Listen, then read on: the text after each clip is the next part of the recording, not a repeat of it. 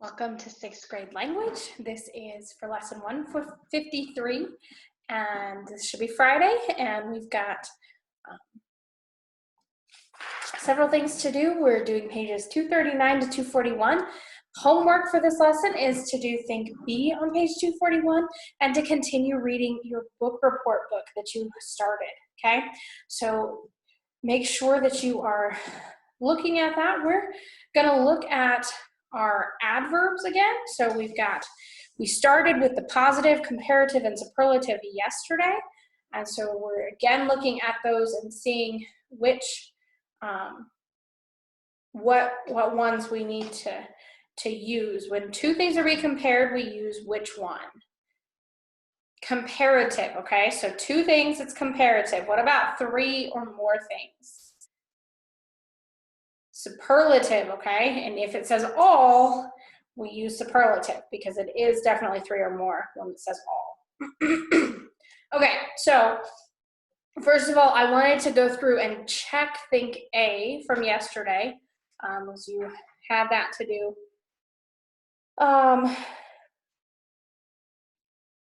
Yeah, we're just gonna check Think A. Okay, so number one, I believe I said this one, but it's farther. Number two is later. Number three is best. Number four is less. Number five is worse, without the T, with an E, okay? So worse. And then six is more cheerfully, okay?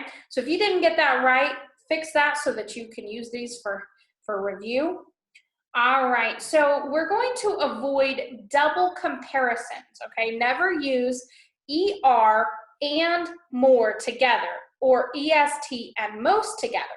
Only one form is needed, okay? So we wouldn't say he runs more faster than I do. We would say he runs faster than I do. Those who work most hardest will usually excel. No, that's incorrect. Those who work hardest will usually excel. We don't need more and most with it. Use the comparative degree when comparing two persons or things. Use a superlative degree when comparing three or more persons or things. Of the two boys, Drew runs faster, not fastest. Of all the boys, Drew runs fastest, not faster, okay? Also, we want to avoid using double negatives. The following words are called negatives. No, not. And apostrophe T is considered not. It is not, it's just the O is missing, but used in contraction. So in apostrophe T, none, never, no one, nothing, hardly, and scarcely. Do not use two negative words in the same statement, okay? So we don't say, he doesn't like none of those shoes.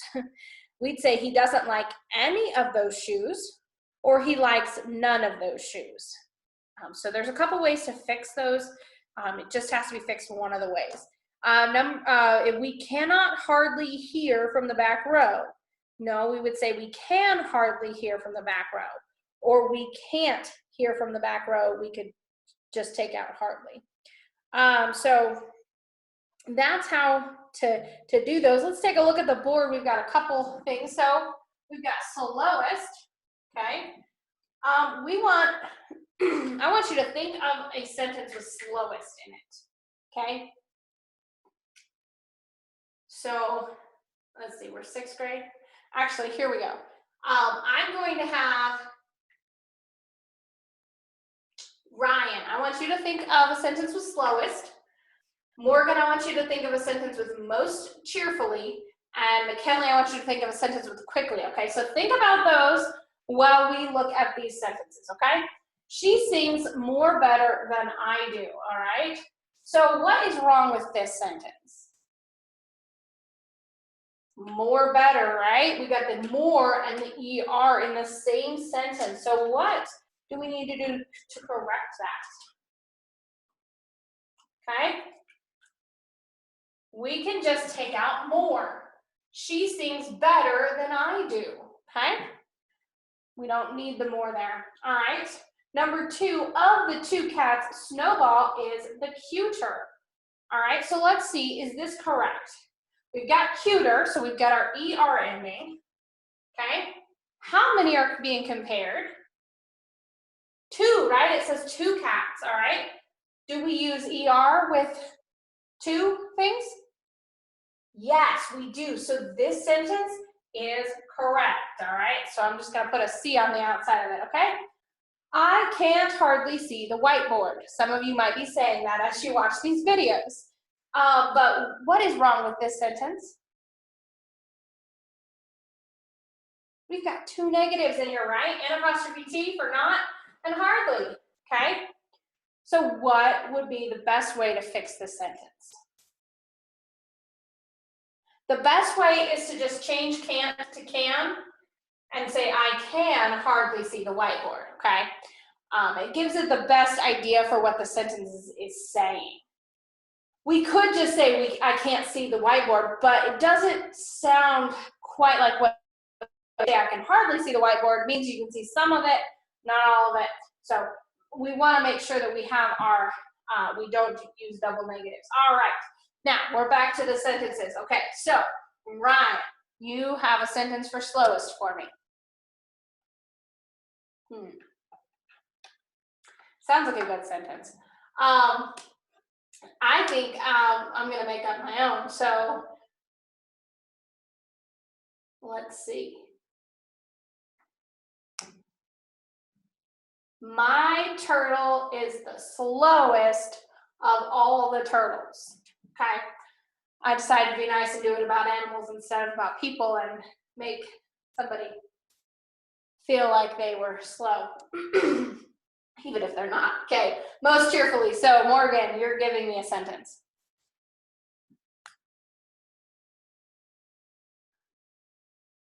Okay, that would be good. That girl is, let's see.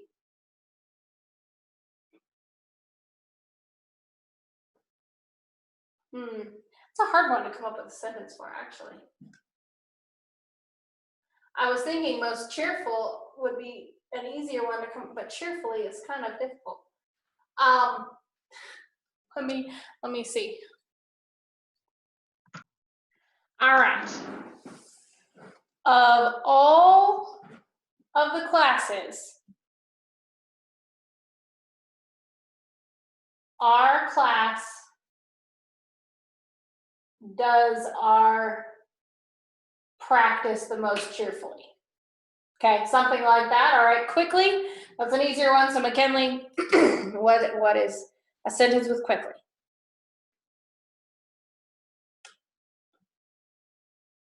All right, you could say she quickly did her work.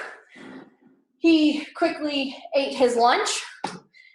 So something to that effect. All right, so very good. I hope that you enjoyed that little exercise. Sorry that I didn't have a sentence in mind for most cheerfully. That was a little difficult, but it's not impossible. Of course, there's definitely use for that phrase. But think A. You're going to in the blank write the correct form of the word in parentheses. Okay, so it gives you that base word, and you are going to turn it into either adding more, ER, EST, most, or it could just be adding LY to make it just a positive adverb, okay? All right, so you're gonna do that. Let's do number one together. Benjamin works the blank of those 4 boys, okay? Hard is our word. So how many are we comparing? I have hiccups right now. 4, okay? So 4 boys. So are we going to use ER or EST? EST, right? So hardest. Benjamin works the hardest of those 4 boys, okay? So that's how to do those. So you can finish that. But turning the page, looking at Think B, says the following sentences contain errors in the use. Excuse me. Sorry about that. So let's look back at Think B.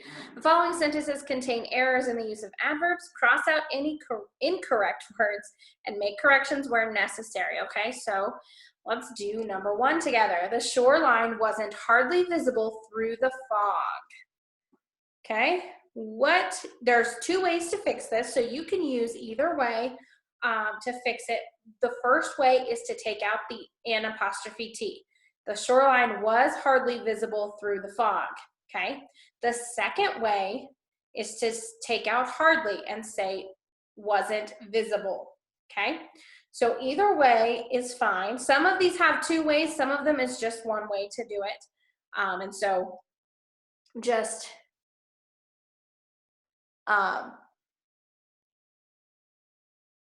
see which one would be the best or which one you prefer, okay?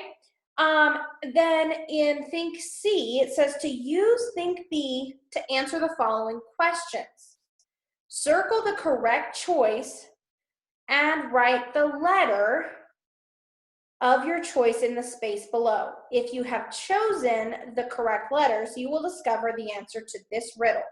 What do you call an ant's forefathers? Okay.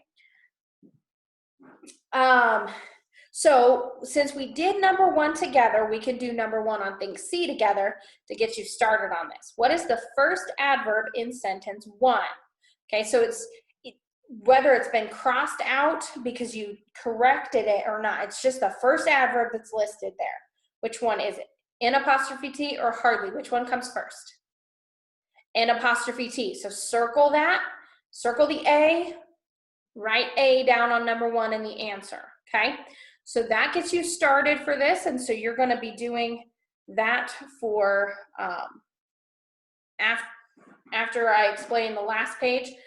So then, Think A is draw a chance to recall. So we're starting with our, with the practicing, and then the looking back will be in a few pages. So we're getting close to the end of a unit. So this is stuff that we're just rehashing, redoing, just to make sure it's all fresh in your mind, okay? So draw parentheses around each prepositional phrase in the following sentences is number one. Above each phrase, write ADJ if it's an adjective, write ADV if it's used as an adverb. Number three, underline each verb 2 times, underline each subject 1 time, label each complement by writing DO, IOPN, or PA above it, okay? So the first thing that you should do is you should find all your prepositional phrases, okay? Then, before you label them, find your subject and verb so you know what it's describing and what part of speech it is. Then you can label your prepositional phrases, and you can then figure out, once you have your subject and verb, you can figure out what the complement is and what type it is by what type of verb you have. So we're gonna do the first 2 together, then I'm gonna let you finish these, and then Think B is your homework there, okay? So I'll explain that in just a minute. So the first one, the largest island in a lake is Manitoulin Island in the Canadian section of Lake Huron, okay?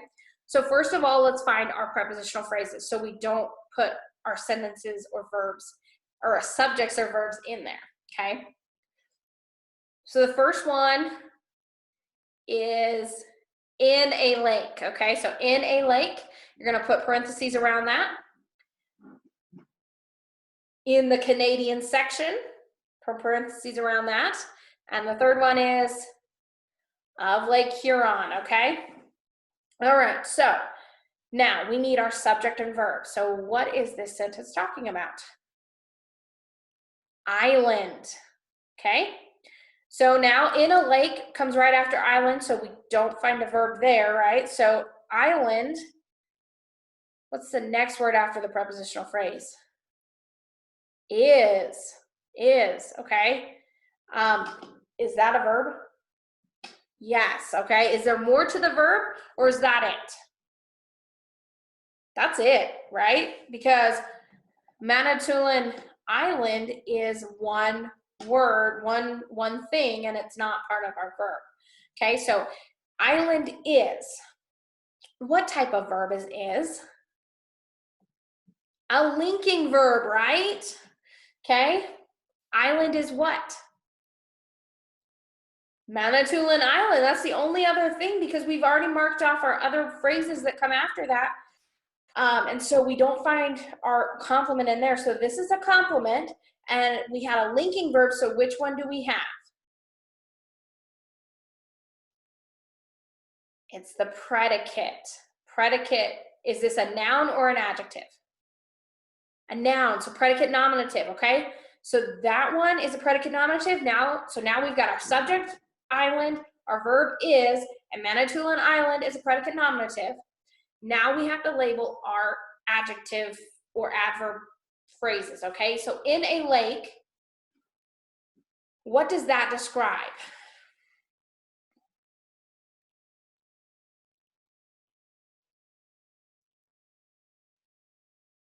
Describes island, right? Okay, most of your prepositional phrases right after your subject or your noun is going to describe that noun. So then which type is it?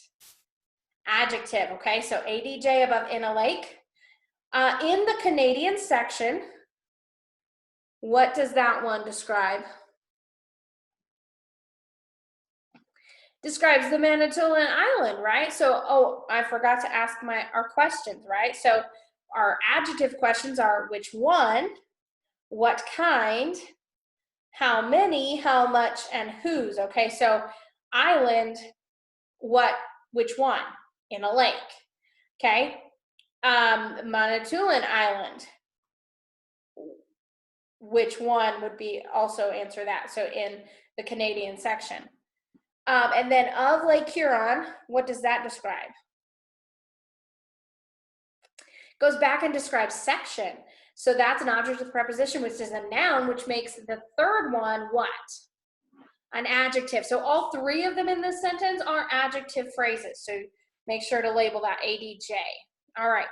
Number 2, the island has a lake of 41.09 square miles on it. Okay. So first of all, let's find our prepositional phrases to mark those off. There's 2 of them.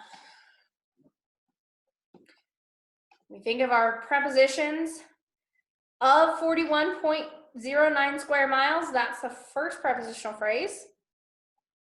So of is a preposition and on is a preposition. So on it is the second one, okay? So we are going to find our subject and verb. So this one, where's your subject? What's it talking about? Island. So we have the same word as our subject in this sentence as we did in the last sentence. So island, and what is our verb? Has. Island has. Island has what? Lake. Okay? So lake is a complement, right? So what type of verb is has? What is it being? Is it doing an action? Is it linking something, or is it a state of being? It's a state of being, and in this case, the island, does lake describe the island? Does it rename the island? Does it equal the island? Nope.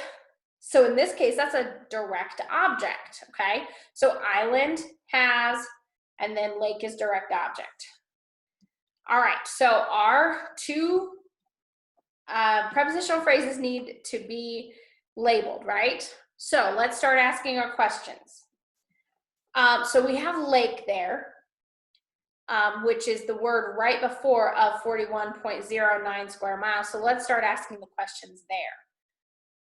So which one, what kind, how many, how much, and whose? Which one is of 41.09 square miles? So it answers the adjective question, so it is an adjective, right? Okay, so let's start with on it. So is it which one? No. Does it answer what kind? On it? No. How many? No. How much? No. Whose? Why? No. So now let's ask adverb questions. Where?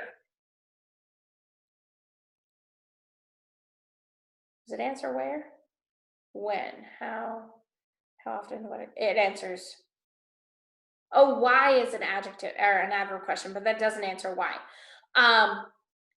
But it is, sorry about that. I got a little confused there. It does answer where, okay? It has on it, where on it. And so it is an adverb.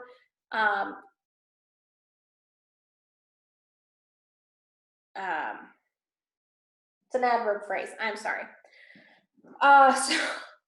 So you have island is your subject, has is your verb, lake is DO, of 41.09 square miles is in parentheses. It's an adjective phrase, and on it is an adverb phrase in parentheses. Okay, so that's the first two sentences. I hope I didn't confuse you too much on those. And then think B, you're gonna, as is your homework, in the blank before each sentence, write the part of speech for each underlined word, right? Either noun, verb, pronoun, adjective, or adverb. Now, guys, it's the job it's doing in the sentence. So if it's doing the action, what is it? A verb, right? If it's a person, place, thing, or idea, and it's being used as that, it's a noun. If it's our pronoun, but it's being used as an adjective, then it's an adjective, okay? But if it's a pronoun replacing what would be a noun, then it's a pronoun, right? So just keep that in mind as you go through this. So it's the job that it's doing, because we've looked at these, some words have multiple meanings. And so we want to make sure that we aren't confusing them, okay? So that's what you're doing, 239 to 241, that homework. Don't forget to keep reading your book report book, and I will see you in the next lesson.